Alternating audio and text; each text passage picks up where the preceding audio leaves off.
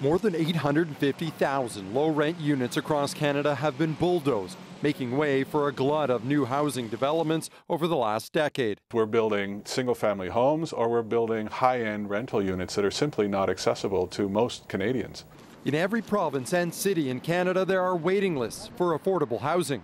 91,000 families are in need in Toronto, 25,000 in Montreal, 14,000 in Halifax, and nearly 10,000 in Vancouver. The housing system is really broken in this country. Since 1989, the federal government has spent $1.7 billion a year on housing.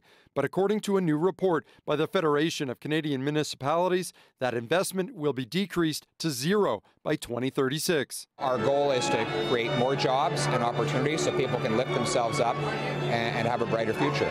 But the report found 1 in 5 Canadians are spending over half their income on housing. That's their plan, is to balance their books on the backs of the disadvantaged. And one of the ways they're balancing the books is pulling more and more money out of the federal housing pocket. It's disgusting.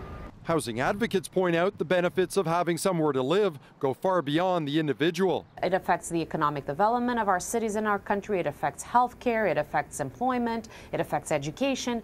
With no other choice, many municipalities are going it alone. In March, Vancouver handed over $22 million in land to developers. With the agreement, they'd create affordable rental housing.